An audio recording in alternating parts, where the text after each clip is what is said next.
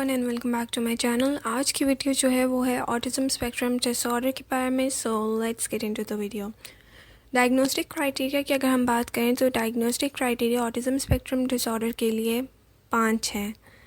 अगर हम क्राइटेरिया ए की बात करें तो वो ये है कि सोशल कम्युनिकेशन और सोशल इंटरेक्शन की स्किल्स में इंडिविजुअल्स जो हैं वो लैक करते हैं मल्टीपल कॉन्टेक्स्ट में। क्राइटेरियन ए का पहला पॉइंट जो है अगर हम उसको देखें तो वो है deficits in social emotional reciprocity. Abnormal social approach होती है और कन्वर्सेशन जो है वो कंटिन्यू नहीं कर पाते, जो कि एक हेल्दी कन्वर्सेशन होती है जिसमें आप इंटरेस्ट, इमोशंस, अफेक्ट्स को शेयर करते हैं। एक हेल्दी बैलेंस कन्वर्सेशन क्रिएट नहीं कर पाते। यहाँ से लेके एक कंप्लीट फेलियर होता है सोशल इंटरेक्शन को इनिशिएट करने में या रिस्पॉन्ड करने में। Second, non verbal communicative behaviour में लैक करते हैं, जैसे कि eye contact, gestures, body language को यूज़ करना और अंडरस्टैंड करना, और फेशियल एक्सप्रेशंस में भी लैक करते हैं। तीसरा, लैक करते हैं रिलेशनशिप्स को डेवलप करने में, मेंटेन करने में और अंडरस्टैंड करने में, जो कि रेंज करता है, डिफ़िकल्टी होती है एनवायरमेंटल कंटेक्स्ट के हिसाब से खुद को एडजस्ट करने में, अपने बिहेवियर्स को एडजस्ट करने में, या फिर फ्रेंड्स बनाने में, या फिर टोटल लैक ऑफ इंटरेस्ट होता है पीयर्स में, पीयर्स बनाने में, यानी दोस्त बनाने में टोटल एब्सेंस होता है इंटरेस्ट का।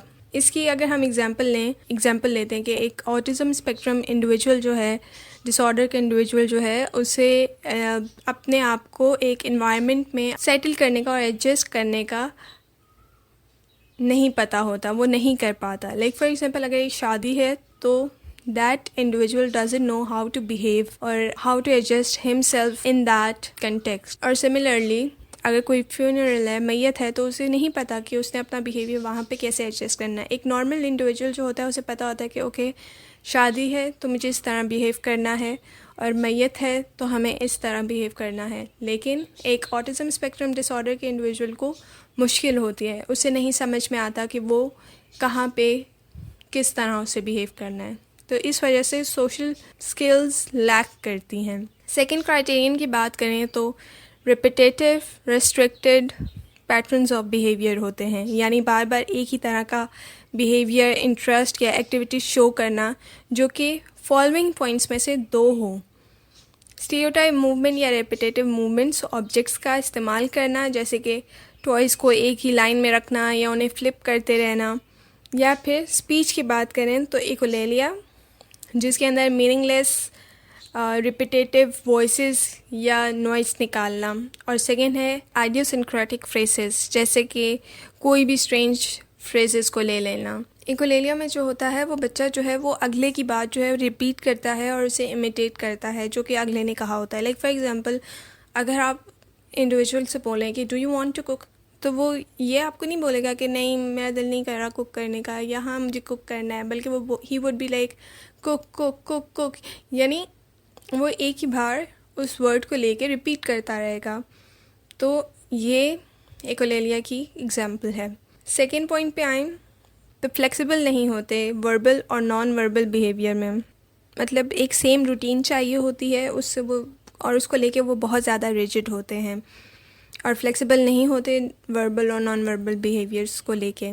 छोटा सा चेंज जो होता है वो डिस्ट्रेस कर देता है इनको, एग्जाइटी में ले आता है, स्ट्रेसफुल हो जाते हैं और टेंट्रम शो करते हैं, क्योंकि इनकी रिजिड थिंकिंग पैटर्न्स होते हैं, जैसे कि सेम रूट से जाना, घूमना या सेम लंच करना रोज़ाना। फिक्सेटेड इंटरेस्ट होते हैं जो कि एक एबनॉर्मल इंटेंसिटी तक होते हैं, एक एबनॉर्मल फोकस तक होते हैं।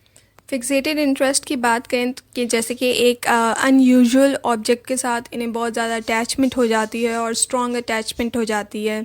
जैसे कि एक डॉल है, उन्हें बहुत ज़्यादा अच्छी लगी और हर वक्त वो डॉल उनके हाथ में होती है और जहाँ जाएँ वो डॉल के साथ जाएँ, एंड 24 घंटे वो डॉल उनके साथ रहे, तो यानी एक स्ट्रॉन्ग अटैचमेंट हो जाती है।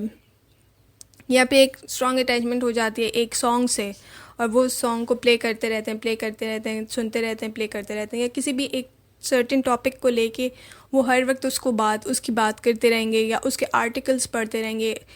मतलब हर आर्टिकल उससे रिलेटेड, उस टॉपिक से रिलेटेड आर्टिकल पढ़ते रहेंगे। तो यानी ये सारी चीज़ें फिक्सेटेड इंटरेस्ट में आती हैं।